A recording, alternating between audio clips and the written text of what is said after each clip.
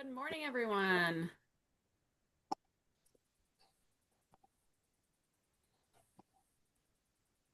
All right. Hi. So I'm going to check in real quick. We're going to give it a couple minutes as people trickle in.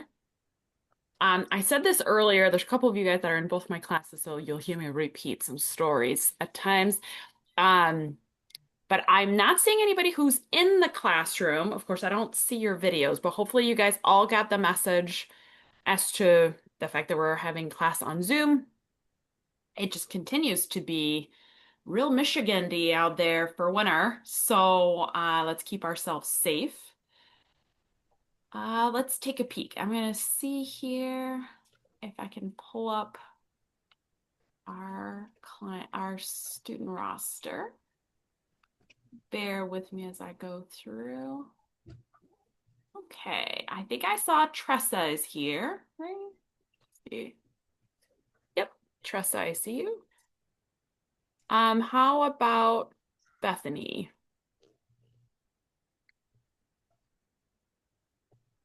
I don't think Bethany's there yet.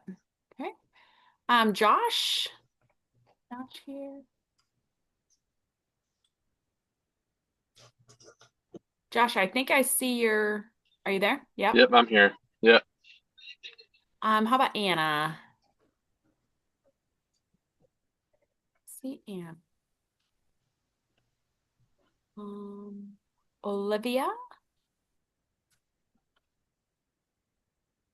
Part of this is some folks didn't come to class on Tuesday because of the weather, and clearly, spoiler alert, it's still gnarly. So there might still. Oh, I think I see Anna now. Okay, welcome, Anna. Um, okay, Jane, are you here? I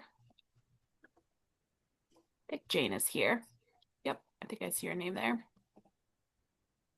Emily? Emily is here. DeYoung, right? Morgan. Morgan asked a very good question. Sorry, I'm putting you on the spot here, Morgan. If I say that we're going to have class via Zoom, I don't mean just commuters. It's for everyone.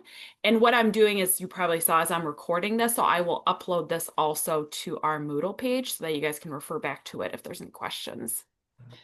Okay, let's take a peek. Next, we've got, okay, this is a good growth opportunity here for me. Um, Taryerbi? I'm probably mispronouncing that. Are you here today? I don't think so. Okay. Landon? Yep. Hey, Landon. About Hello. Macklin. Is Macklin here? Maybe Macklin's not here. Oh, I see her name. Okay. How about Bryn? Don't see Bryn. Thanks, Sam, for having your video on. How about Josie? I think I see Josie. Yep. Hey, Josie. Dean? I think I saw Dean's name earlier. Yeah, I'm in here. Hey, good to see you, Dean. Not technically see you, right? Black boxing it. How about Tori? I don't think Tori is here. Oh, wait, hold on. Terry Abby. I think I said your name. I tried to say it. Are you here? Yes, I am. I totally butchered it, didn't I? Can you tell me your name again? Tarabi. Terry B.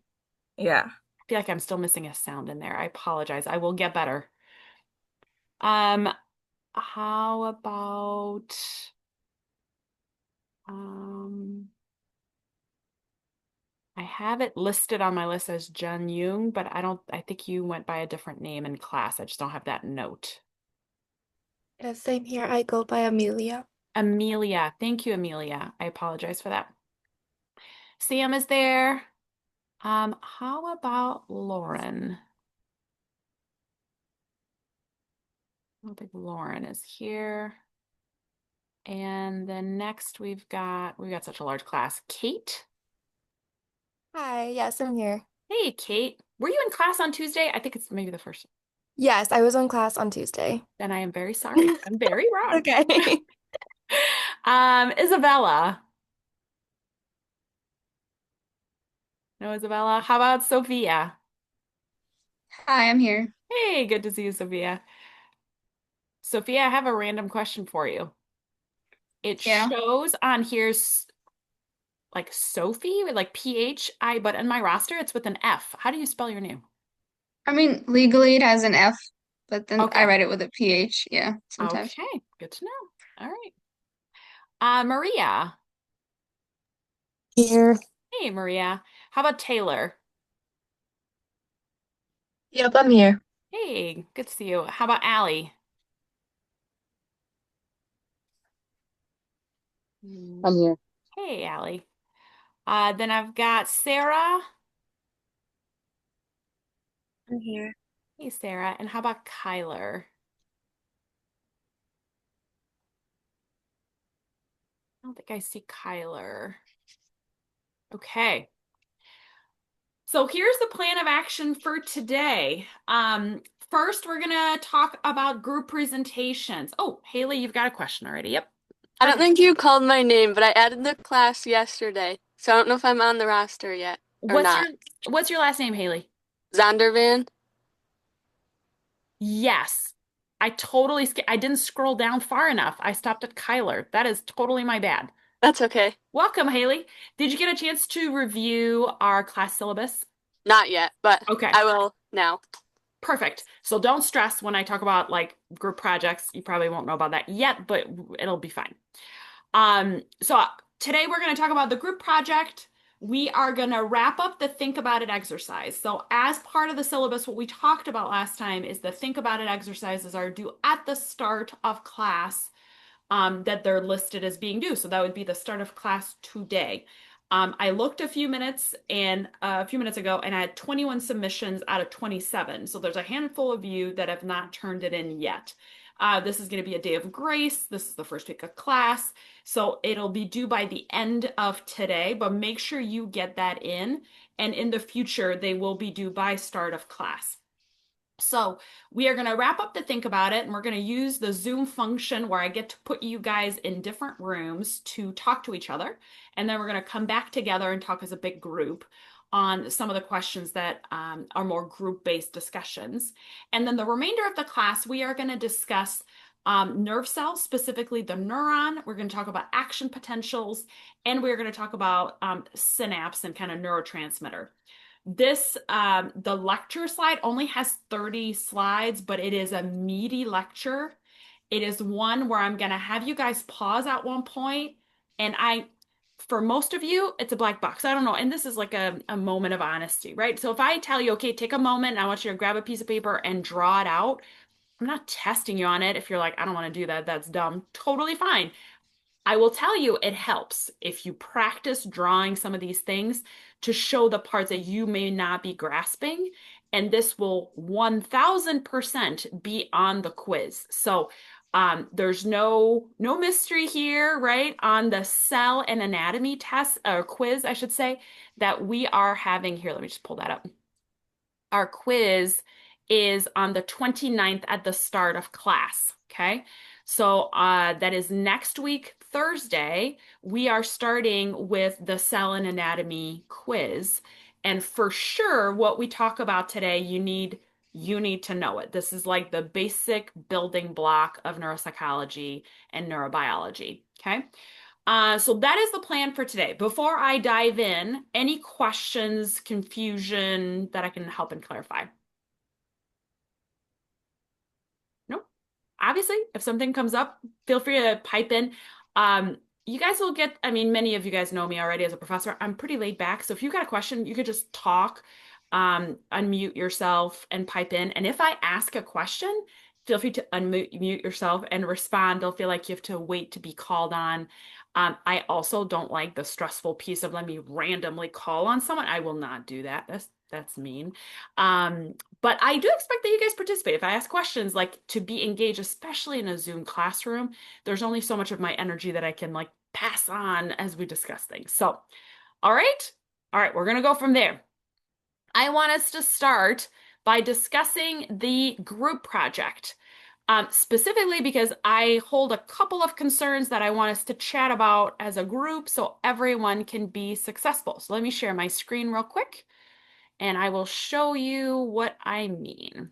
All right, hopefully all of you are seeing my screen. Can I get a thumbs up? Are you guys seeing the Moodle classroom page?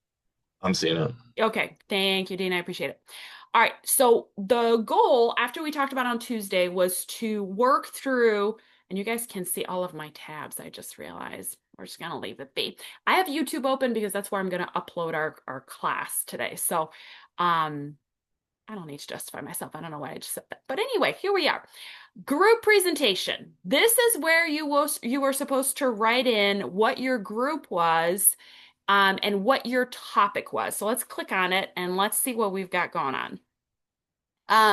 So I am noticing here we've got folks here. I just want to double check here. So Macklin, Josh, and I think there was one more individual in this group. Or no, is it just the two of you? I was in it as well. Emily. Okay, I didn't see your name, so that's why I wanted to check. That's right, Emily. Okay. Perfect. So that's for memory. Okay, now drug functions, I think we may have more. Oh no, maybe we're good. Okay, drug functions, that's Josie and Kate. Was anybody else wanting to be in drug functions? In other words, let me take a step back here.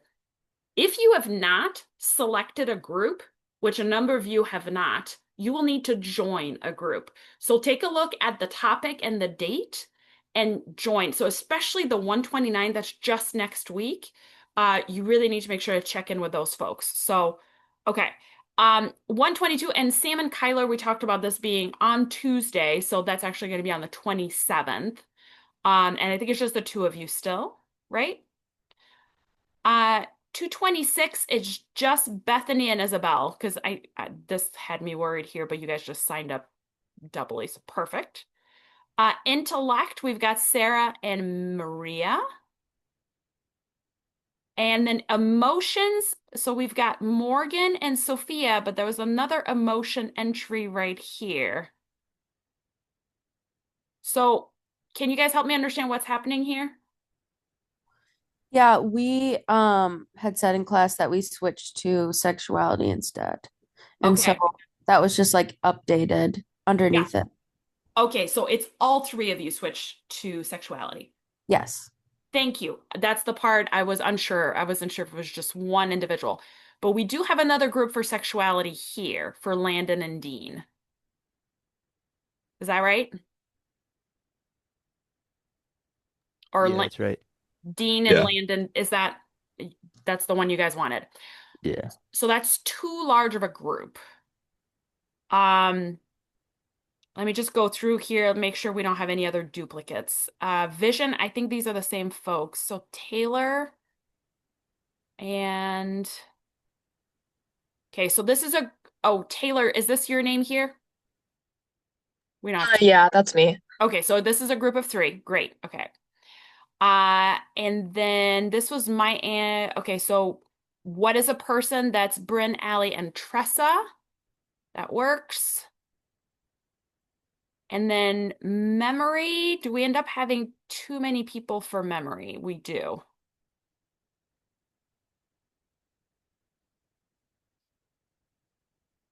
Are you guys a group of four now? Is that what I'm seeing? I So- think we just all individually put in like a post. I think it's still the three of us, but I think we just all. Oh, thank you, Emily. I just realized, yes. Okay, so it's Emily Macklin and Josh. Yeah. Okay. Okay, that's helpful. So if you have not joined a group, please attach yourself to a group of two. Okay, this is how we're going to try to limit it so we don't have massive groups. The duplicated groups for sexuality, I'm assuming based on timestamp that I think it's gonna have to be because Dean, I think you guys did 1107. And where's the other group? Oh, 1106. Goodness. This is what I meant, like jockeying for position here. So Dean and Landon, can you guys select another group to join if possible? Otherwise, I think you might be the only group of 5 because I think everybody else is a group of 3, and we still have a handful of students who have not joined. So would you guys feel comfortable being 5 in this group?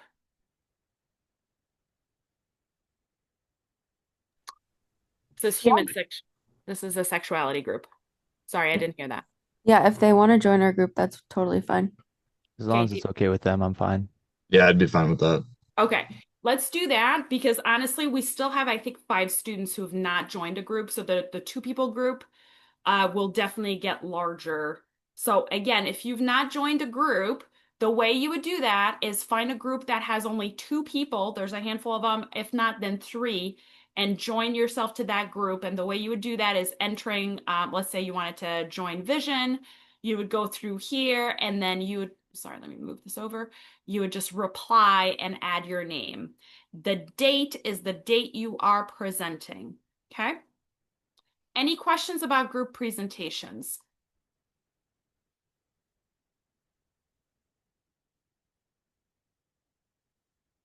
No? Okay. All right. So let's go to our think about it exercise. Again, the think about it exercise was based on the film that we watched on the brain by David Eagleman. You guys had access to it, but it sounds like a few of you were having issues gaining access. That should have all been cleared already by Tuesday afternoon when we spoke with the library. Were people able to access it later in the afternoon? I was. Yep. Okay, great. Thank you, Sam. It's their wonderful collection. We will see other clips from that because it's a 7, I think there's 7 discs or 7 parts, I should say, to it, and it's quite good. Okay, so what we're going to work on now is these questions here. Okay, this is the Parkinson's section that we talked about, but this, even if you didn't get to watch that part, broadly, here's the question. If people with Parkinson's disease can lose their faith or have a decrease in religiosity, does this suggest that religious faith is nothing more than neural connections? Explain why this could or cannot be true, okay? And the second question is, do you think consciousness is a requirement for having free will or a sense of agency? If you do believe so, since consciousness is related to the synchrony of nerve cells, could free will be manipulated by altering neural activity? So those are the 2 discussion questions that I want you guys to focus on. What I'm going to do now is put you guys into break rooms so that you can discuss this amongst yourselves. So it is currently 10:34, and I'm probably going to end it at like 10:40, 10:41, at which point we will all come back as a big group. And each group, you don't assign just one person, but each group has to speak up in our large forum so that we can all learn from each other and what we talked about. Okay? Questions about that? Is this making sense what your task is right now? Where can I find that paper that you had pulled up? Oh, excellent question, Haley. If you look on our Moodle site and scroll down, there's a whole section that's called Think About It Exercise, and there's a Word document which will have all the questions, and that's what needs to be submitted by the end of today. Traditionally, the Think About It exercises are due at the start of class on the day we're doing them, but we're going to be a little flexible today. And then those discussion questions, the 2 group questions are at the very bottom. So when you guys submit your Think About It exercise, you don't need to have anything written for the group discussion. It just gives you a heads up as to what we'll talk about in class. Hopefully that's helpful. Haley, Yeah, did you find that's it? good. Okay, great. Awesome. Okay, so I'm going to randomly assign you guys to a break room. It's a great opportunity for you guys to meet one another. I will tell you, I'm old school. I like seeing people's faces, but if you're like, we are fine just talking to each other with a black screen, you do you, boo, right? Like it's I don't need to be part of that. So again, let's plan on about 6 to 7 minutes and we will go from there. Okay? Talk to you guys soon.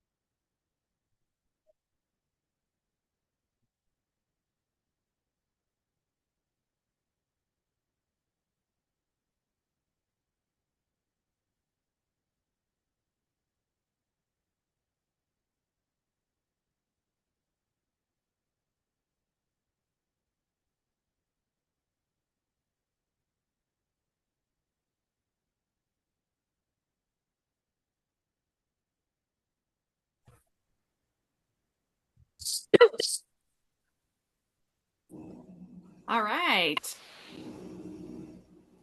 So hopefully you guys were able to chat. They were kind of larger groups. We only had 3 groups. But I'm curious, what was the discussion around the idea of religiosity and neural connection?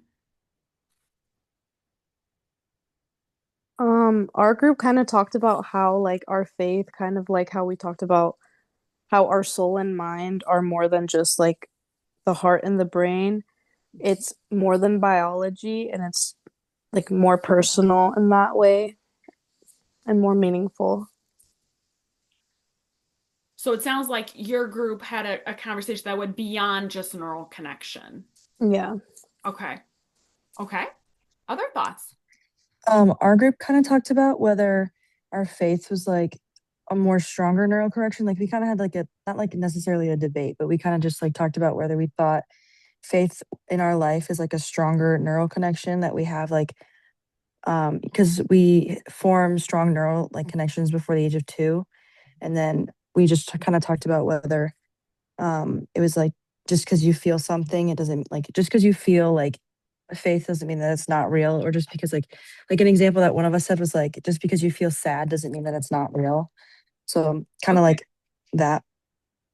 So that would, again, it sounds like that would point towards it's beyond just neural connection, right? You don't need to have evidence showing that it's connection in order to feel something or experience something. Yeah. Okay. Other thoughts? Yeah, our group, it was kind of a little bit on that last one, kind of. But we talked about like it is more than just a neural connection. Like even if the neural connection is like malfunctioned, like it doesn't mean that they like have like lost their faith. Like they might still believe, it's just hard for them to express it because the neural connection's not as like strong and a little bit malfunctioning. That's kind of where we went with it. Okay, so I appreciate that you guys brought that up because again, how are we assessing religiosity, right? Like, how just right now, if you thought about it, like how would we assess that in people? Not people that have had some sort of chronic illness or degenerative disease, but how do we assess religiosity? I guess based on actions. Okay.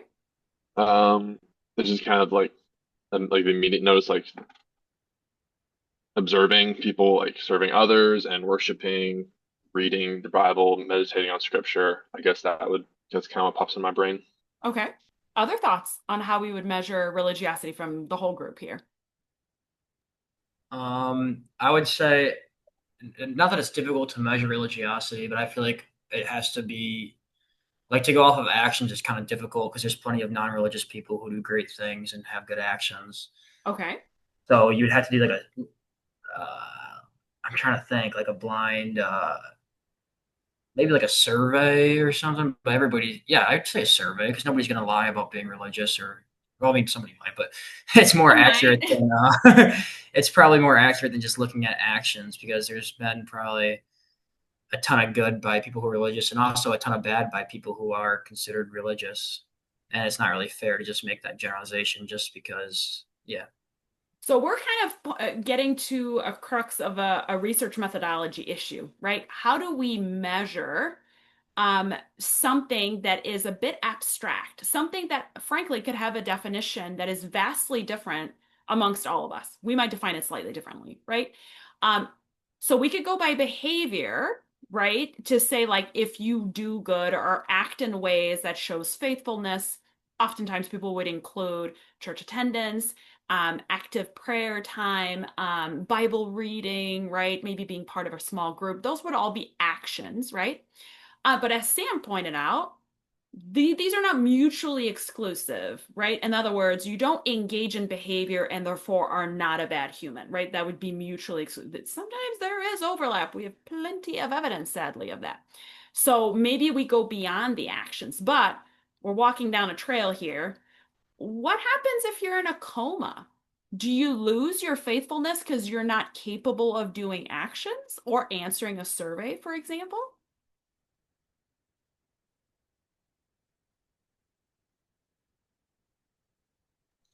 No, I like it's hard just to say by actions too, because it like there are circumstances where people won't be able to show their actions.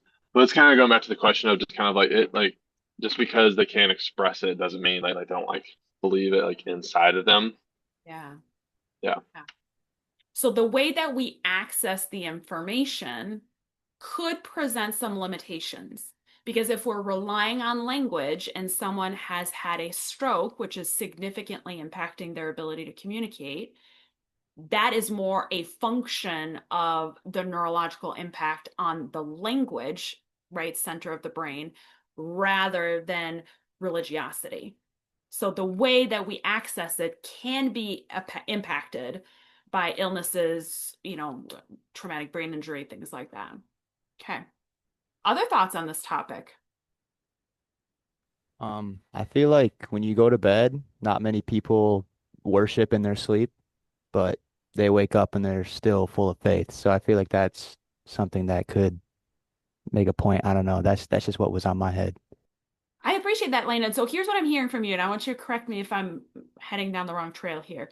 It sounds like you are linking active faithfulness or maybe a godly connection is tied to consciousness. Yeah, I believe so, but also I feel like even if you're unconscious, like if you're in a coma or if you're asleep, Uh-huh. like when I'm asleep, I still believe in God. Like I still have faith, but I'm asleep. I'm not practicing. I'm not worshiping. You can't really measure it. But it's definitely still there because I wake up and it's here. You know what I mean? Yeah, it doesn't disappear overnight. Right, right. Okay. And yet some might even say that they have dreams about God, right? Oh yeah, absolutely. So, Yeah. okay, yeah, that's an interesting thought. Other thoughts? Aren't there also like instances where like people will come out of coma and they didn't know that they were in one, so it's kind of like nothing changed in their mind anyway? Right. Almost this like blip of where has time gone, right? Yeah, so they still, even though they've either aged or like time has passed, they wake up as the same person. The religiosity is the same. It might change later on, depending on how they like react to it. Mm-hmm. But like, I would imagine that in those cases, they would still wake up the same, and the religiosity would not be that affected. Mm-hmm. And we can talk about how there are life events that occur that can lead to increase in religiosity and decrease, right? Like it's Yeah. not as much as we would want it to be a stable, firm, rigid piece, it is fluctuating. Yeah. Other thoughts? Really quick, I was just thinking, like, what if we change not the question, but like, if God is omniscient, then does it really matter if we're conscious about our faith? If He knows everything, like if He knows what you would do if you were conscious, or um, like I don't know, that kind of gets into the whole discussion. Like, well, if God is all powerful too, why would somebody get that sick where they would forget their faith out of their control? So I don't, I don't think that I'm on the side of like they don't lose their faith if they have Parkinson's and can't remember their religiosity levels or that. But yeah, just a different kind of perspective.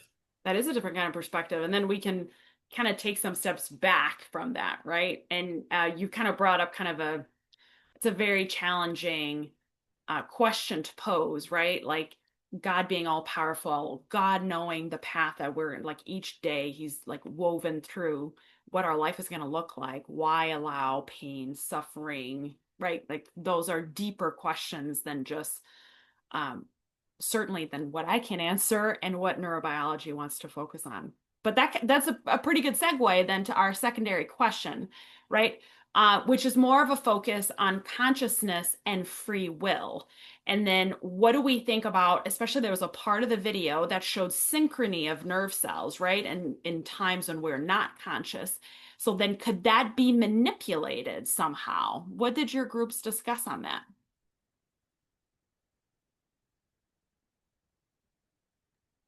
Someone in my group kind of used the Whitman, like that scenario where he got a brain tumor and he just acted completely different from how he had in the past Yep. because of that tumor. Mm-hmm. So that being tied to like brain biology can alter consciousness and can change a sense of free will. It becomes more deterministic because of the tumor. Yeah, I think so. I think that's what they were saying, but I'm not 100% sure. Yeah, I was kind of just talking about how him like before this happened, it would have been out of character for him to do this. Mm-hmm. But then when that tumor started to like grow more and push on that part of the brain, then him like his character was kind of overpowered by the fear and aggression that was being pushed by that tumor. So I Yeah. feel like there's a sort of like free will that was kind of taken away because I don't think he would have done that if this tumor wasn't there. Yeah. That's a really excellent point, Macklin. And I think the intersection of psychology and the law deals a lot with free will, especially when we think about committing crimes, right? Um, I'm going to do like a side little, we're going to do a little side quest on forensic psychology real quick. Um, if somebody, I'm going to pose a situation here and you tell me your thoughts. Somebody is drunk and it decides to drive their motor vehicle and ends up killing someone in that process. Should they be liable? In other words, did they have, did they willfully make the choice of committing murder, or is it secondary to the alcohol? I think that it's secondary to the alcohol because they were sober when they chose to drink, and that kind of led to them getting into an accident. So then can they be held liable? In other words, should they go to prison and be charged, or should be like, well, it wasn't their fault, it was the alcohol's fault? I mean, I think that they should be charged for it because they still like made the choice to drink, even though that might not have been like the outcome that they were looking for. I think that they still should be like held reliable for it because they still chose to drink the alcohol in the first place, like knowing the consequences of like what might happen. So they were able to exercise free will at one part of this sequence in this make-believe story I came up with, right? So they had free will, and that the instant event is them choosing to drink. This was a time of soberness where they made that choice, which then led to this event. Therefore, we can trickle it back and say this was still you're liable. I think so, yes. Okay. Other thoughts? And like in those scenarios, that's why there's a discrepancy between manslaughter and murder versus like intent or involuntarily harming and killing someone. Right. So Tori, it sounds and it's Tori, right? Yes. I'm reading based on your it sounds like you're denoting intent, planning, right? If we think about motive versus accident. Yeah. You still have to take responsibility, but that might be a different classification. Yeah. Okay. Other thoughts? I feel like we are taught to like kind of understand the consequences of substance use, like even if that person wasn't like, yeah, I'm just gonna get in my car and hurt someone, like they knew when they were sober that driving or having access to like their keys could lead to them possibly in that altered state to drive or just do something dangerous. Mm-hmm. So I guess I'm kind of wondering like how much the people around them are kind of at fault. Like if there was someone that they were with that, you know, like normally there's always a designated driver or someone that's, you know, not drinking or something that's kind of responsible for the group. So I wonder like how that piece kind of plays in this scenario. Okay, so somehow maybe a diffuse responsibility, like someone else could be found liable for not having intervened. Yeah, I guess more so like if the person saw them getting their keys, because I know that that person would be tried just because they did do the actual, um, The you committing know, of it. yeah. Yeah. But I'm wondering like if someone did see them, and I guess that's more of like a hypothetical, like if they did see them walk Yeah. out with keys and they just didn't do or say anything because they were like worried about how everyone else would see them or just like something internally they were like, oh, I don't really want to be confrontational. I don't know how that would play in Yeah. scenarios like that. Yeah, so I think that's a difficult one, right? Like it's fairly rare when the prosecution is going to go about bystanders that should have or could have done something, right? Because the idea is, at least in our culture, we've identified that free will is a thing, right? So you are making choices and are therefore going to be held responsible for your actions. The asterisk I will add to that is there was a case actually in Michigan, I want to say 12, maybe 11 years ago, 12-ish years ago, where an adult was at a location where minors were using drugs, and the adult didn't do anything, stop them. And then one of the kids, and I'm using kids because under 18, but they were teens, not like a 4-year-old, died. And so then the prosecution did charge this adult for not stopping this, right? As negligence. And so there is room for that. But our legal system does not consider being under the influence as something that gets you scot-free, right? Because, as I think it was Isabella pointed out, it's like that first instance of free will of ingesting the substance, that is then what led to the accident. But if in the mental health world we are going to look at addiction as a disease, how is it any different than somebody with schizophrenia who is responding to internal stimulus, right? Schizophrenia, there's as part of it, there's psychosis, which includes hallucinations or delusions. So if somebody is responding to auditory hallucinations that are saying, hey, you better kill this person, otherwise they'll kill you, and in self-defense, right, based on their psychosis, they murder someone, it is quite often the case that they're given a guilty, but not guilty by reason of insanity, right? And so rather than going to prison, they go to a state hospital. How are substances any different? I think there's a difference like when you actually choose to ingest alcohol or take drugs, like that's a choice that you make, and like I feel like it's more often or likely than not that like people know the implications of like what those effects are like when you take that. Yeah. So And whereas yet, like with someone with once, schizophrenia, yeah, like they're like they don't really have a choice in like seeing those hallucinations or hearing those things. right. Okay, let me push it further. This is just kind of a thinking exercise, right? If we're gonna, and this is not specifically Tressa, everybody, this was a great point. With substances, when we look at the model of addiction, there is no longer free will, right? Your body is responding to the need for the substance in such a way that you're going to be horribly ill unless you get it, right? So it's not even about getting the high. Often it's about just surviving. Okay, so let's put that now in this framework. And let's say with schizophrenia, a lot of psychosis can be managed through medication. What if that individual stops taking their medication, ergo free will, and has a spike in a psychotic episode, which leads to an offense? How is this line moving now for us in terms of free will? I would say I was just about to come on and say I would say addiction is not like really free will at a certain point. It's more like you're sick.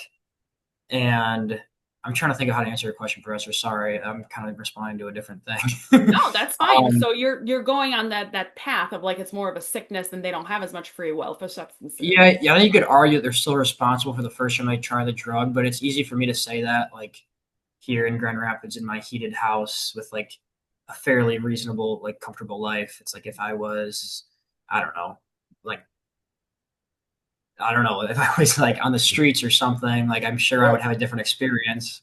Or if you'd been born to an addicted mom, like Right. children who Yeah. are born to addicted mom, like they're not making the choice to try things out. Their body is hooked from birth, right? So I don't know if I should be morally judging somebody, but I guess you could say that for a lot of situations in life, like, oh, I was like born into this, or so it's not always like an excuse, but still you have to take that into consideration.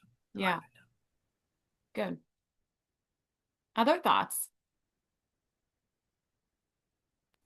It's also difficult to understand sometimes as well because there are some instances like, yeah, it's a choice if you wanted to start taking a drug or something like that. Mhm. But there are also instances where it wasn't a choice, whether it's by peer pressure or something else, or somebody slipped something. So Mhm. there's always like that question of how that started as well, because there are some people who just go downhill and it wasn't even the choice to begin with. Yeah. Mhm. Did you want to say something, Maria? I saw you unmuted yourself. Yeah, I forget what it's called. It's like family adoration. Is that what it's called? Where like, do you know what I'm talking about? Where like I don't. there's history of like someone's family having a substance abuse issue. So then they're more likely to kind of Yeah. I don't know if I'm misinterpreting your question, but like they're more No. likely to abuse a substance just because like their family has in the past. Like if it's like alcohol, for instance, like they're more prone to Yeah. having that issue later down the line. That's certainly true. Actually, we'll talk about this semester. The dopamine cycle, right, which gets us involved in seeking reward. There are individuals that cycle is almost inhibited, meaning they need to get something higher and more exciting in order to get the same hit as somebody else.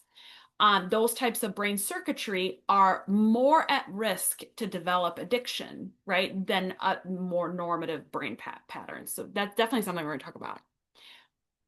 The bottom line of these discussions, again, I don't hold the absolute truth answer, right? This is actually uh, so I worked in forensic psychology for a number of years back in California, and it's I mean, it's again the intersect of the law and psychology.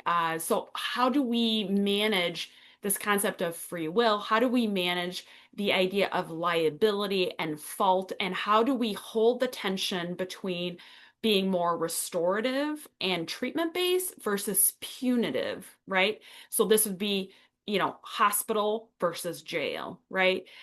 Jail implies intent and a greater sense of responsibility and having free will. And in many domains of mental health, there isn't free will.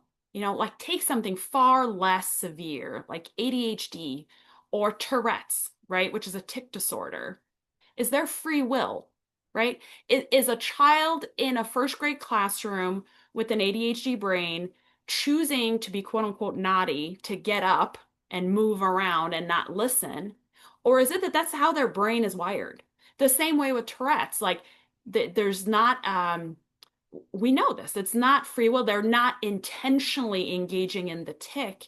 It is a compulsion, right? Like they can't control it. So looking at free will in this domain becomes fascinating. Any lasting comments before we move on? I want to make sure I'm not shutting this down too early because you guys did a great job with the discussion.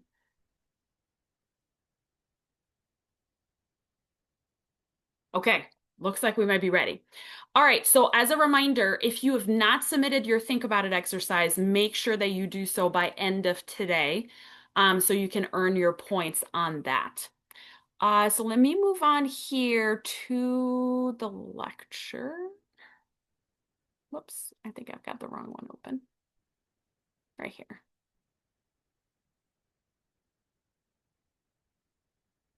All right, whoops, a daisy.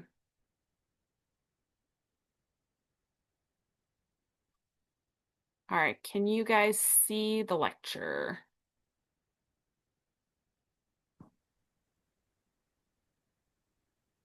Did it pop up? I can see it. Okay, sweet. Go back over here. And I need to move you guys down here. All right. My advice for right now for this lecture is at some point I will say draw so you can practice. Have a piece of paper or pencil near you. You have access to this lecture PowerPoint deck. It's on our class site. It'll say nerve cell. This is all about the neurons. So hopefully for all of you, this will be a review of what you covered in 151 or a past psych class. And then we're going to be building from that in terms of complexity, okay? But if at any point you're like, wait, pause, I don't know what we're talking about, or can you help me understand? Please do so. I want this to, for you guys to give me some feedback as we go through. Okay. Before we go anywhere, what do we associate or what do we think of when we say the word neuron? What comes to mind?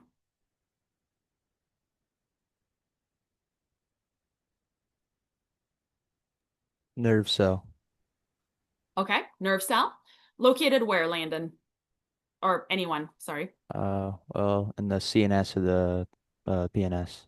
Okay. Central nervous system and peripheral nervous system. Okay. Anything else come to mind for people for neuron?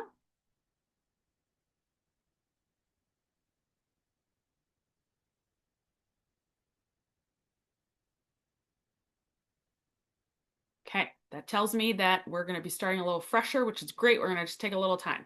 So we're going to talk about the nervous system today. We're going to talk about the specific anatomy of a neuron, which you will need to know. We will talk about the action potential, which is the electrical component of a neuron impulse. Okay. Then we will talk about the chemical connection of a neuron impulse, which is the synapse. So that is the connection between two neurons. We're then going to talk a little bit more specifically about neurotransmitters. I just have one slide with brief highlights. We're going to go way more into detail throughout the course on this, but this is kind of like our little easing in, putting our toe in the pool, and talk about some of those important neurotransmitters. Okay.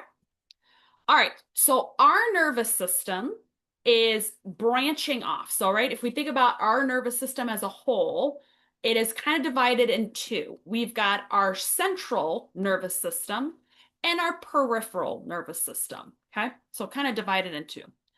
Central means kind of located in one place, more centrally in the middle. Peripheral is more edges, right? So as we'll see, that is how it's divided up.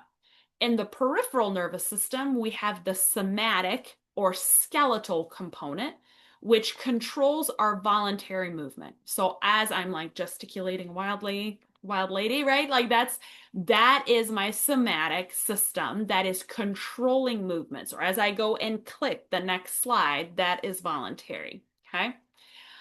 This includes, let me make this smaller so you guys can actually see it all. And let's move this little guy up here. Okay. This includes three different types of neuron when we look at the somatic system: the sensory neuron, motor neuron, and interneuron. If you were to take a wild guess, what do you think the sensory neuron's job would be?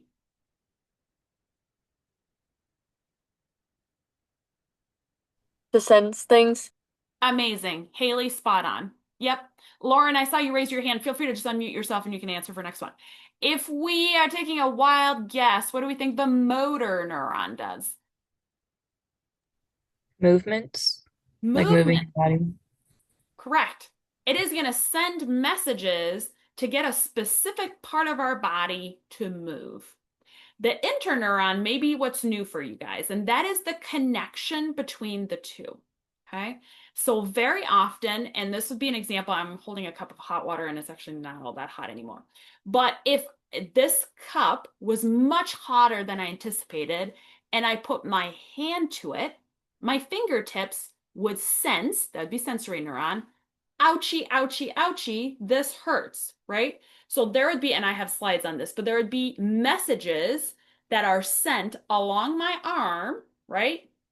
All the way up and say, this burns, this feels ouch, right? Then another message gets sent and says, remove hand from hot cup, okay?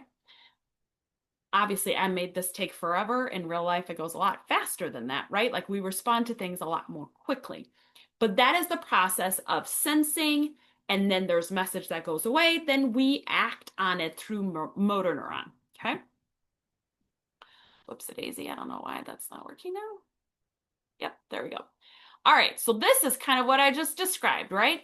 We have got a sensation that's popping up. I am touching a flame. Why are we doing this, right? Think about it as a baby, just like everything must be touched and go. So you see that there's a skin receptor, and that is sending a message. This blue path is the sensory neuron, and it is sending messages right through here. So we've got our spinal cord, that'll go all the way to the brain, okay? The interneuron you see here, the interneuron connects both pathways, the sensory pathway, and you see it will send a message back out through the motor pathway. Okay, so once the sensory message comes in, goes to the interneuron, it then goes up to the brain. Brain says, ouchie, ouchie, ouchie, remove hand, goes back down. Interneuron takes the message, moves it over to the motor neuron, which goes all the way back and will contract the muscle, specifically here of the finger, to move your finger away from the hot stimulus. Okay? This is the process that is involved in the somatic system. Okay? This is a longer explanation of what I just described. You can take a peek at it on your own. We also have nerves all throughout our bodies. Now, I always get this question, do we need to remember every single nerve? Not at all. Please just, this is for information only. You're not going to be tested on this.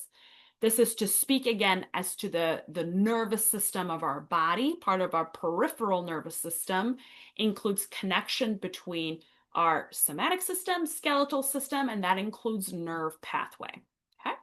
All right. So back to the slide. Our peripheral nervous system also includes this autonomic system.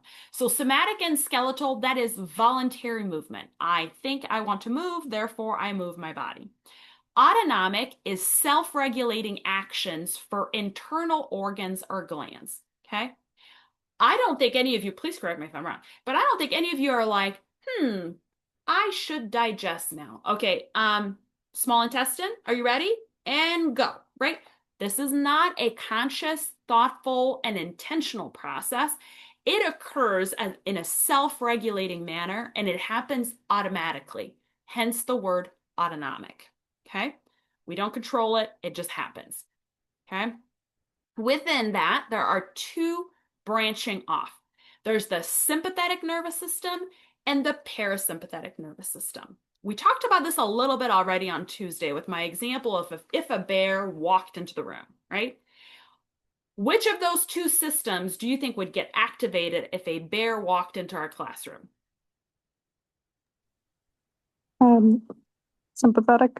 Correct. Your body will like, oh goodness, there's a bear, I gotta do something. The arousing part of the sympathetic system is not in a romantic way. I just want to be very clear on that. It is more of an excitatory, as in those pieces get turned on to activate and go. Think increased heart rate, think dilation of pupil, right? Think you're sweating maybe more intensely at that moment because your body is ready to go, maybe more tense, right? Whereas the reverse parasympathetic system is likely what we are engaging in times of being calm, or what we try to access in times of stress, right? If you've ever been in therapy, or if you watch a TV program that depicts what a therapeutic process would look like, and somebody is suffering from anxiety, they would likely teach some coping strategies to their client, which engages this parasympathetic system to calm their nervous system down. Can we think of some of those coping strategies you guys may have heard of before?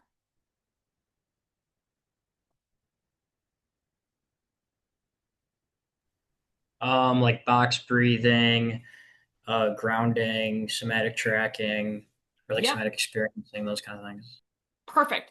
So box breathing, or more broadly, just deep breathing, right? Because if you're like, right, like one of the ways to calm yourself down is gonna be like, inhale. There's the rule of 4, 4, 4, 4, right? Like, there's many things you could do to try to calm your body down. The idea of grounding, or even you could do this muscle relaxation, is you actively tense parts of your body and then release them, because oftentimes we're not even like aware of how tense our bodies are until we actively engage in a tensing exercise and then release, and we're like, oh, this feels so much better. I'm so much more relaxed, right? Okay. So those are the two portions of the autonomic system. We've got an arousing portion, the sympathetic system, and a calming, right, function, which is the parasympathetic system, okay? The sympathetic system really gets activated in fight or flight, which is part of the example I gave on Tuesday. If a bear walks in, right, I added, there's actually like 4 that we talk about now, especially in therapeutic settings. There's freeze and fawn, but fight or flight are the more common ones. So That is my instinct. The way my sympathetic nervous system runs is in the face of a threat, my reaction is to engage and fight, right? Or when there's a threat, I run away. I take flight. I exit the situation. Okay, so that is the two-way our sympathetic system works. So if you think about what you would need to effectively fight, right? Getting your muscles ready, tensing, right? You're pressing pause on some processes. Like you're not going to be digesting. You're not going to be producing hormones for reproduction, right? Like some of these things take pause so that all of our body's energy can go to most effectively doing one of these two, fight or flight. Okay. The parasympathetic system, in other words, its goal is to relax our whole system. If you think about our bodies, we seek homeostasis. We are designed to want to be as level and stable as possible. So whenever there are spikes, there needs to be a system that will counteract that spike to bring us back down. Okay. Think of, I've had a student say this is like yin and yang. Yeah, that totally works. It's this concept of opposing forces to bring us back to equilibrium or homeostasis, bring us back at level. Okay. How are we doing so far? Good? Questions? Nope. Okay, let's keep on moving. So if we think about nerve cells, so now we're going to go in. We talked about the nervous system as a whole. Let's dig right deep in there. When we are looking at a neuron, right, that is the smallest nerve cell that can be measured and observed. You have a larger picture of it here.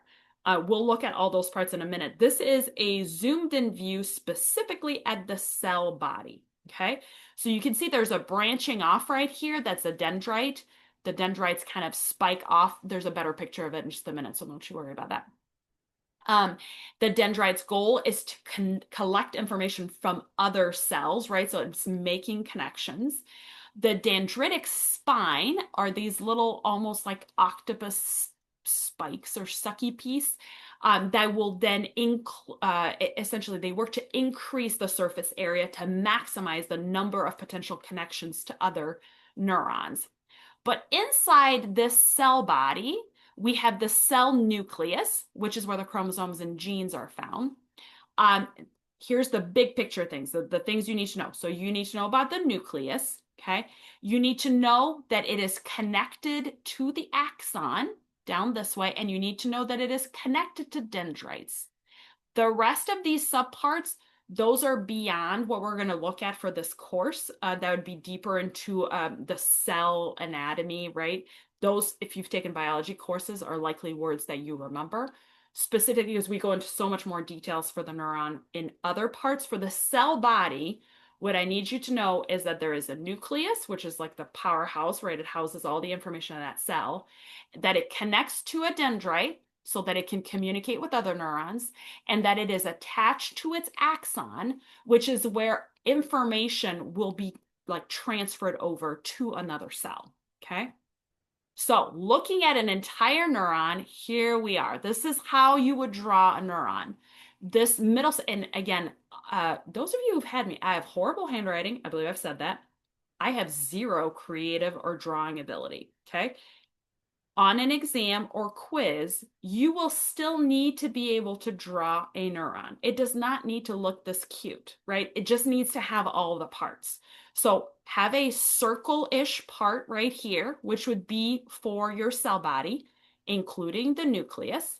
You will have to have some branching off here. Those are your dendrites, and have it connected to the axon, okay? The axon then has terminal branches or axon terminals. Those allow it to connect to the dendrites of other neurons. That is where the connection or synapse happens, and we'll talk about that in a bit. What do we notice is going on here on the axon? What do you notice? The myelin sheath. Yes. What does it kind of look like?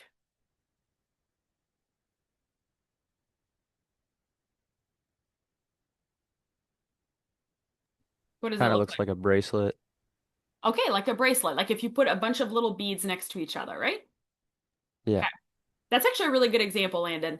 Um, if you have like those kind of plasticky beads that you would put over a like a pipe cleaner, so to speak, you might put them close, but they're never fully like immersed or melded into each other. There's always a tiny bit of space, right, between those beads. Notice that there's a tiny bit of space between the myelin sheath. Okay? This is going to be critical.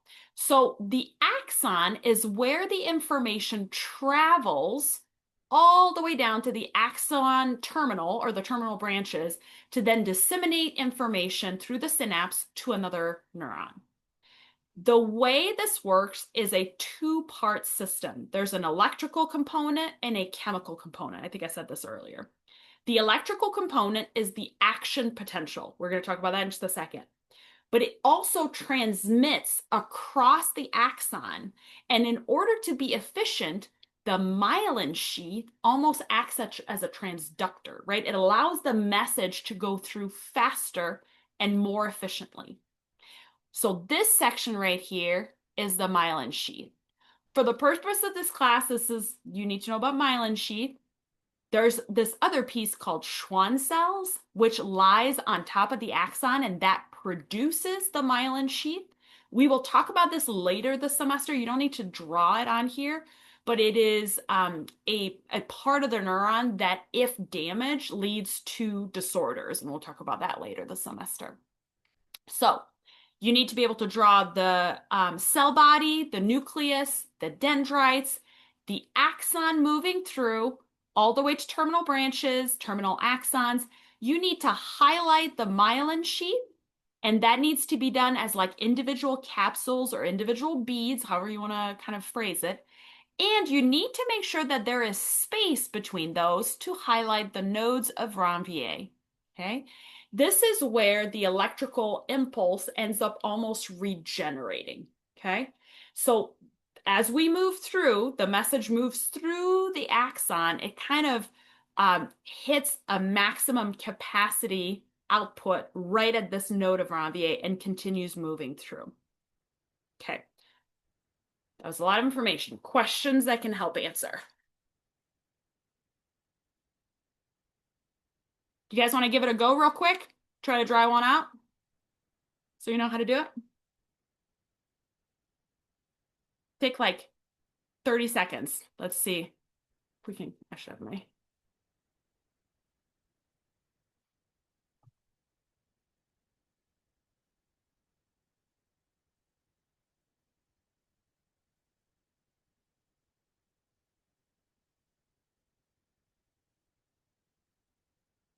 Okay. Hopefully you're able to draw it out pretty well. Again, doesn't need to be perfect, but you need to have all these parts included. Okay. Okay. So the way the nerve is handled, I'll move this here, is a nerve is a bundle of axons that is outside of the central nervous system, whereas a track is a bundle of axons inside the central nervous system. Okay. Both of them are involving axons. It's just where they're located in the body, right? It's going to be either a nerve or a track. Okay.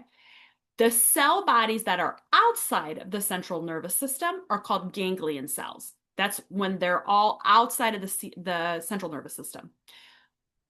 In the central nervous system, we refer to it as a nucleus. Cell bodies that are inside the central nervous system, those are called nucleus. Okay. There is a ton. We're looking at 80 billion neurons that are inside our bodies, right? But as much as we start off with a lot of neurons, we are losing them at about 10,000 per day. Okay. So there is decay occurring. Now that might be confusing, especially if we think back to the video that we saw when Eagleman is really positing that unlike many other species of mammals, we don't come in pre-wired knowing how to do everything. We learn based on our environments. So how can that be considering we are losing neurons every single day?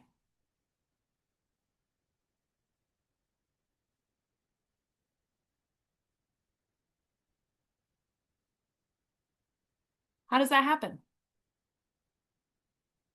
How do we learn?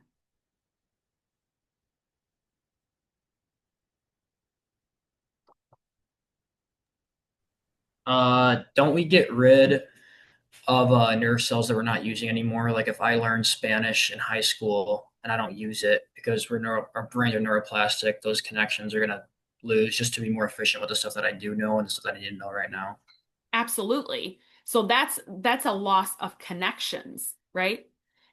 And thereby is the answer, right? So maybe we lose neurons, right? But what we do is we increase pathways.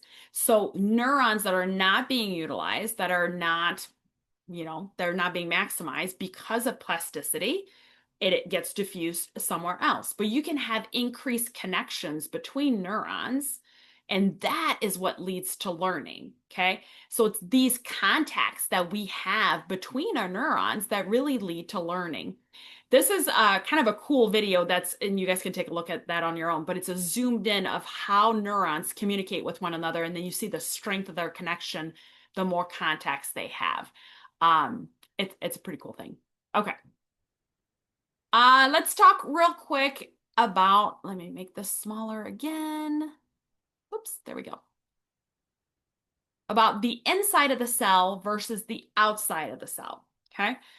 So there is a membrane that is like surrounding the neuron, okay? There is oxygen, carbon dioxide, glucose, all of that flows freely. But as you notice, the cells are polarized. And by that I mean there's a difference in charge between the inside of the cell and outside of the cell, okay? It is more positively charged outside of the cell than it is inside of the cell. Hopefully this is depicting that effectively. Okay. What happens when there is contact and communication between neurons? It's called an action potential or a synapse, right? We'll talk about both. One is chemical, one is electrical. Is that there is a depolarization that occurs inside the cell, right? So there is pathways or these gates, if you think about that, which lead to diffusion, meaning there is mixing of these ions which change the charge inside the cell. Okay. Hopefully I'm not losing all of you on this. Okay. What we see is that there are different channels that can cross into the cell, and there's different transmitters that can either bind or attach themselves, which will keep the gates open or close them, depending on the situation. Okay. There's also pumps. Again, this is getting a little bit in the weeds, but these pumps act as transporters. So they can kind of almost like when you go to like a shopping center and there's one of those doors that you push that's just a rotating door, right? It just kind of acts to let things in and let things out. Okay, similar process. I want to make sure that we have a basic understanding of diffusion, right? So if we have a lump of sugar and we let it diffuse, we see that it'll move through step by step, okay? Similarly, what we know about charges is there's ways for things to attract to one another and to repel.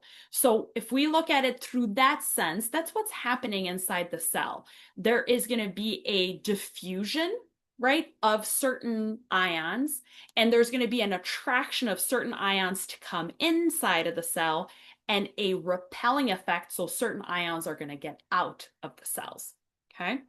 So the concentration gradient, that's where the diffusion happens. So it moves from high concentration to low concentration. The electrical gradient, slightly different, so again, this is a dual process, states that if it is the same charge, they repel each other. If they're opposites, they attract one another.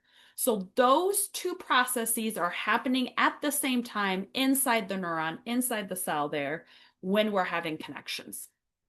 Okay. How are we doing so far? Questions? I'm going to keep on moving unless you guys stop me. All right. There is a resting potential. The resting potential is the line at which like homeostasis has been established. Nothing is happening, okay? We talked about how the inside of the cell is negatively charged, right? So that is at negative 70 millivolt is resting potential. And I'm making this line here because I'm going to show you a graph in a second and it will make sense.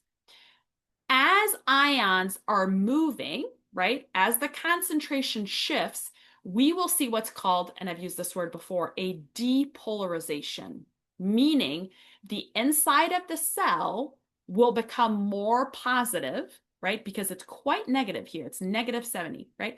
It'll become more positive until we hit what's called a threshold. I have this image here. What is this? Just so we're all on the same page here.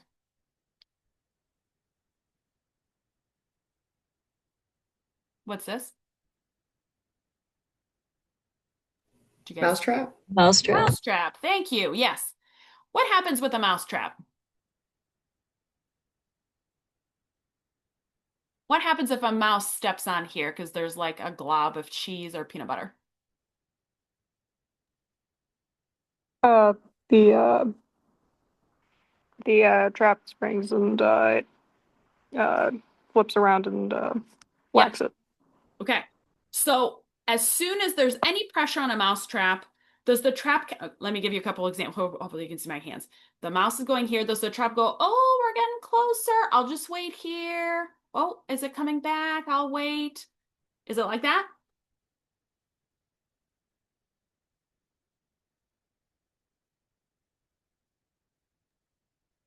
Have you guys seen a mousetrap in action?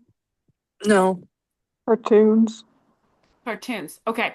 Do you suspect, based on what you've seen in cartoons, that when a mouse starts kind of gingerly stepping on there, that the mousetrap with its spring kind of goes, oh, I'll start. No, I'll stop. I won't. Oh, should I? Should I now? Does it do that? No. No, it is all or nothing. There is a tiny bit of pressure here. Boom. Right? It is automatic. It is as soon as that is triggered, there is no stopping it. Right? It's not like I'm going to go and do it. Oh, shoot, the mouse went away. I'm just going to return back. That is not how it works, right? It's a one use. If there's pressure, it gets triggered and it immediately stops. That is an action potential. You are at resting. You start depolarizing. If you hit the threshold, boom, you are firing. There is not like, I'll kind of fire, I'll kind of try it out. It's not like that. It goes straight off, straight into an action potential. Okay? So this is what's happening. We've got the sodium channels right here. We've got our sodium. They start to close, so it concentrates on the outside.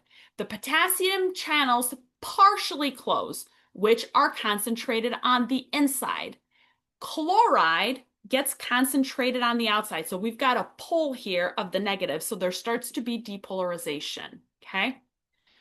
Here's kind of what it looks like. Okay.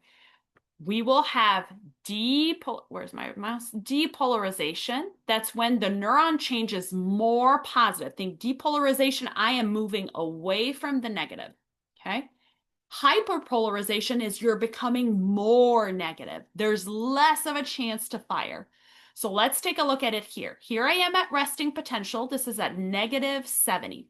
My threshold is right here at about negative 50. Okay. In other words, if I am going to fire an action potential, I need to reach this threshold. So from resting potential, I need to have some depolarization to get me to that threshold. Okay, here's an example of that. There's resting potential. All of a sudden, there's some sort of stimulus that's happening, right? I then start to depolarize, and I'm saying I, like I'm choosing to. This is like, think of it as the royal we, like I'm personifying the cell. So there's a stimulus, it starts depolarizing, and what happens here? I cross the threshold, which immediately fires off an action potential, okay? It means rapid depolarization until I reach this peak, and then there is hyperpolarization. Now I am bringing this back down below our threshold, and in fact, below our resting potential. This section here, this little blip, it's kind of seen over here too. This blip where you are below resting potential is called a refractory period. That means in this period, it would be very, very difficult to have another action potential because you are hyperpolarized. Okay, you need to return back to resting in order to have another shot at an action potential. Okay, I think I have this on my other slide. Let's see, oh, it's in a couple slides. I don't want you guys to get too caught in the weeds with the pump mechanism. The biggest takeaway is going to be being able to show this graph, and I have a couple more here in a minute that you'll need to be able to identify and graph, okay? You need to know the major ions that play a part in this. So we've got sodium, potassium, and we've got chloride, okay? The idea is there's a stimulus that occurs, there's a depolarization that occurs. That means there's an exchange between the ions that changes the voltage inside of the cell, right? So that is getting depolarized. Once we reach past the threshold, an action potential gets fired off right here, and then all of a sudden we return back to the concentration gradient where we were, meaning we hyperpolarize. So the negative ions return inside the cell, the positive ions return out, so that the inside of the cell becomes more negative until we get back to the hyperpolarization and then eventually to the resting state. Okay? Okay. Here's what it looks like. I'll do this real quick so you can see it live. So you see, are you guys seeing this right here? This little action. So sodium goes in. Bloop, there it goes. We see this. This is a tiny bit of potentiation. We see a little bit more goes in, more goes in. Oh, we're getting a little bit more potentiated, right? More goes in, more. Look at that. Now we've really gone through and we've just crossed the threshold, okay? Therefore, action potential fires. This section right here, this is our peak. This is the top depolarization that we reach, okay? Now we start having more inhibitory processes taking place. So notice down here, I don't know if you guys saw that. Let me put my cursor over here. Potassium that's inside the cell, right? Potassium, which is positive, starts exiting the cell because we're trying to have the inside of the cell become more negative again. This is the hyperpolarization part. And as you see, we go all the way down, including this refractory period, right? That is below resting potential, okay? So this here, this would be an ideal graph to kind of follow along, okay? So again, we've got our resting potential. It crosses the threshold. This section here is our depolarization. We've got our peak, hyperpolarization. This is our refractory period, and we return to resting stage, okay? That is an action potential, okay? This is occurring inside. So if we think about, like, again, there's this electrical process that's happening. It is inside the cell body of the axon where the depolarization and hyperpolarization occurs. So the neural impulse moves through your axon. That's how it propagates to get to the end, right? The axon terminal, which is where a chemical process will take place, and that's called the synapse. Okay? Let me see if I can see faces. Any questions? This is making sense?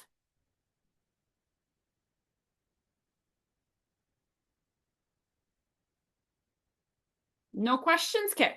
So the example I like to give specifically for the refractory period is the idea of a stadium or sporting event wave, okay?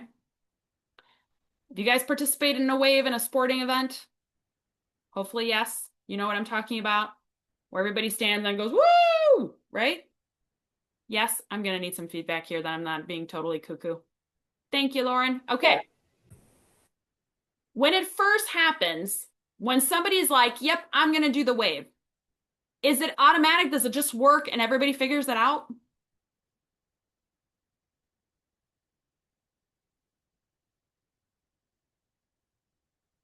Whoopsie daisy. Sorry. Have you guys ever sat in a stadium and you're like looking across and like, oh, they're looking like they're trying to start the wave, but it never makes it to you? Yeah. Thank you, Morgan. Okay. That is what would be the tiny blips of depolarizations that I was showing you guys earlier. It does not reach threshold, which means it doesn't fully occur. Okay. So there's depolarization, something's happening, but it's not meeting the threshold to shoot off and fire. Okay. Same is true with the wave. You're looking across the stadium, you can identify there's a couple sections, and then there's like a section where no one's paying attention. So no one is doing the wave. And so it dies right there. It does not continue. And then eventually what happens, right? People are like, no, let's do this. It'll be fun. Hey guys, do the wave. We're doing the wave, right? And they're communicating to each other. And at one point, you see it work all throughout a stadium. You're like, woo! And you sit back down. Okay. How quickly does a wave move through?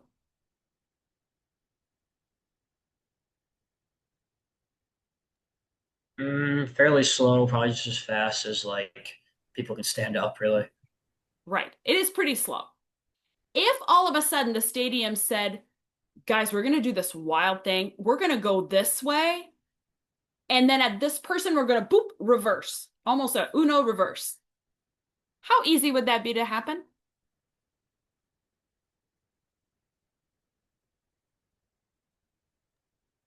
Probably pretty hard.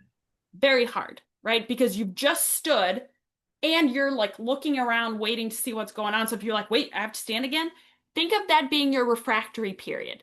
You cannot engage in the wave as soon as you've sat back down because you are looking around. This is not a perfect analogy, I recognize this, but you're looking around waiting to see if it's coming back. The same is true for an action potential, right? As soon as it fires off, it gets hyperpolarized and then it returns to resting phase.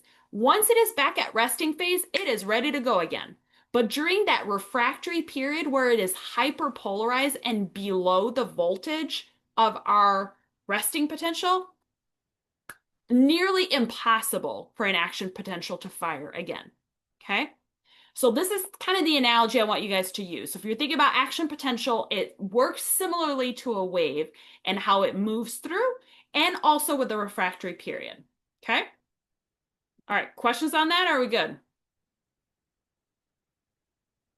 gonna say we're good and we're gonna move on. Okay. I have no concept of how we're doing on time. 11:46. That is bad news, Bear. All right, so what is the purpose of myelin sheath? Okay. The myelin sheath, as I showed you guys. So here's our axon. Okay. It is covered by kind of these capsules or these beads that are called the myelin sheath. Here's our nodes of Ranvier. It's the area in between. And as you see, this is the jumps of the action potential. It gets regenerated again or really re-energized at the nodes of Ranvier. Okay. So the myelin really acts as a conductor to propagate the action potential throughout. Okay. That's its goal. Okay. If it does not have myelin, right, it does not end up working in the same way. Right here, we see it's like a clumping, jumping, almost like we see this actually in the electrical world where the signal is jumping and re-energizing at each node. Whereas if you don't have myelin, then it is just moving through much more slowly because it doesn't get that recharge the same way as the myelin sheath and nodes of Ranvier. Okay, so that's the goal. Okay. In the case of multiple sclerosis, for example, it is damage in the Schwann cells which produce the myelin. It leads to damage in the myelin sheath. And what we see is there's an entire slowdown that happens both in terms of motor movements, in terms of thinking and cognitive function, due to that reduced presence of myelin sheath. Okay, so this is a prime example again of how our neurobiology really can impact how we live, right? Okay. Okay, we need to go through this one more. Okay, so to do for you guys before next week, review what the action potential graph looks like and be able to label the keywords you need to label. And you can review this video too. Will be your resting potential, your threshold, depolarization, peak, hyperpolarization, refractory period, resting potential. All that should be labeled on one of those graphs. Okay, that should be your study guide. All right. Synapse. So synapse is when we get the connection or the communication between two neurons. There is always going to be a presynaptic neuron and a postsynaptic neuron. Okay. The presynaptic neuron is the one with information. It's right over here. This is the guy. All right. He's coming through and is going to be disseminating these neurotransmitters to the postsynaptic neuron. Okay. First off, this is called here the synaptic cleft. It is space that is separating the two axons or the two neurons. Okay. So it's the presynaptic terminal and the postsynaptic dendritic spine. Note, they are not touching like this. It's a space. The cleft is a space between the two neurons, okay? In that space is where neurotransmitters get released and where neurotransmitters can bind to the postsynaptic neuron, which would lead to the propagation of another action potential. So again, this is all happening in real time at the same time, okay? So in our presynaptic neuron, we have these vesicles. They're little tiny round cells that have a bunch of neurotransmitters inside of them. Okay, they're like sacs. Okay. And then inside, they move through and bind to the edge of the presynaptic terminal. Once that binding takes place, the neurotransmitters are released. So notice here, neurotransmitters, they are released into the synaptic cleft. Over here, there are many channels or receptors, if you think about it, that are ready to have to be bound to certain neurotransmitters. If the neurotransmitter binds to a postsynaptic receptor, the action potential propagates. Okay? That is how it connects. Microtubules, you don't need to worry so much about that, mitochondria either, but you need to understand this piece, how it comes through. We need to know about the vesicles that they house. It's a sac full of neurotransmitter. Eventually, that vesicle binds to the presynaptic terminal, releases all the neurotransmitters, which can then bind to the postsynaptic neuron. Okay? We have a very similar process here. So we've got our vesicles, the neurotransmitters get released, they can be bound, and if they do not bind, there are additional actions that take place for these free-floating, or they don't just like exist in the ether, right? They either get reabsorbed by the presynaptic neuron, or they can get broken down by enzymes inside the cell. So we can talk about that too. I don't want us to get too in the weeds here with the chemistry of it. So, okay. This is kind of what I just said. The neurotransmitters that do not bind to the postsynaptic neuron can be taken back up. That's the reuptake process. It's almost like a built-in recycling system. The presynaptic neuron takes them back in. They can degrade, and that is through an enzyme process, right? That breaks them down, or they can diffuse to other cells. So they're kind of left over. This is a very small number of them that would fall for that. This is a great video that we do not have time to watch today, but that would be a good one for you guys to take a peek at and study. Why can't I move forward? There we go.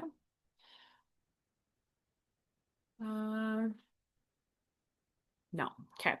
We're gonna stop here because the rest is neurotransmitters and I want us to spend a little bit more time on that, but I'm trying to stop the share and it's being very tricky.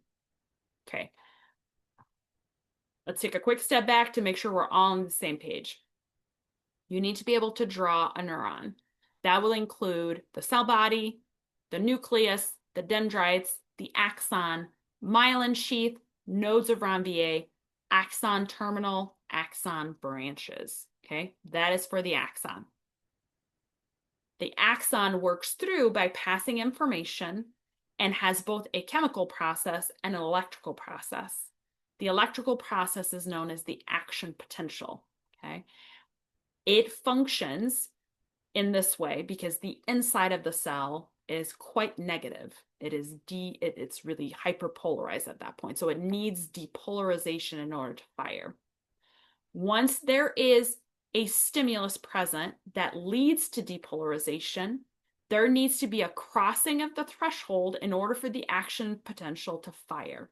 Okay, so the order of event is resting potential, depolarization till we hit the threshold, at which point the action potential fires, reaches its peak, and then we return to homeostasis, right? The channels and gates open back up and free flow and exchange the ions to return to homeostasis. So then there is hyperpolarization as we go down. We now cross the threshold. We go beyond the resting phase, right? There's a refractory period where there is additional hyperpolarization, and eventually we hit our resting phase again. Okay, that is the process of the action potential. While that is happening, when an action potential is propagating across the axon through the use of the myelin sheath, we get to the axon terminal where there is then communication between the two neurons.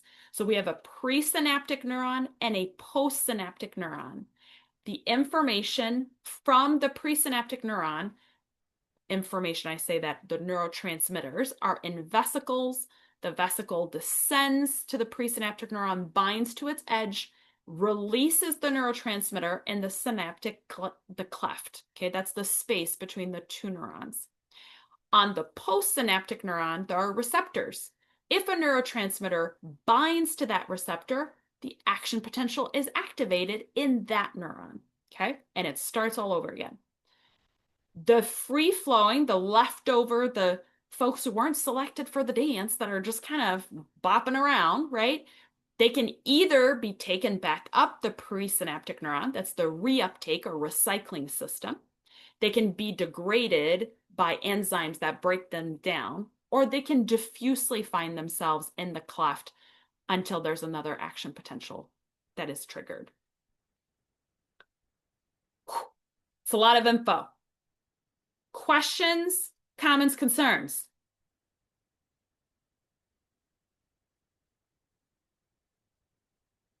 Wonder how many of you guys are still there. It's always hard to tell. It's a lot of info. I have a question, Professor. Yep. Oh, sorry for interrupting.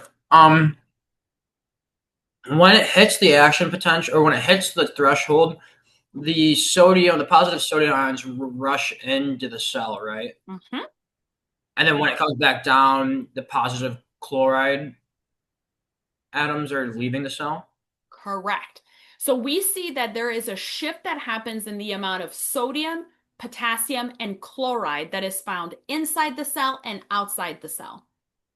Mm-hmm. Prior to the action potential occurring, it is more negative inside the cell, that negative 70 that we talked about. Mm-hmm.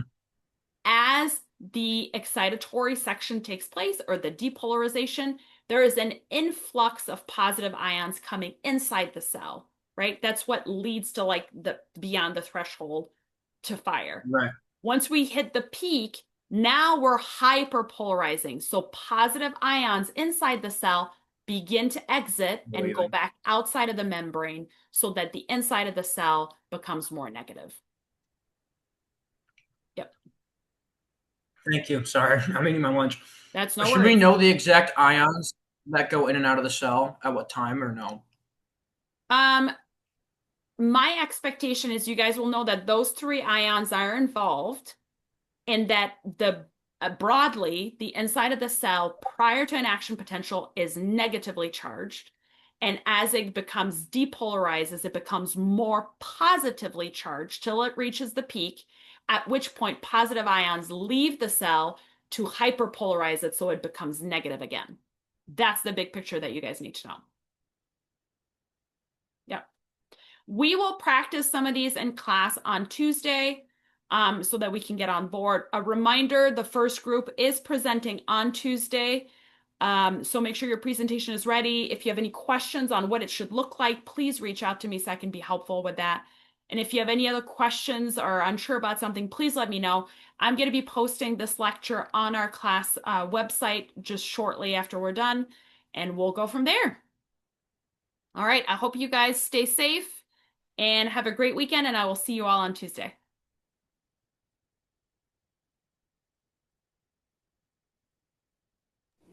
See ya. See ya.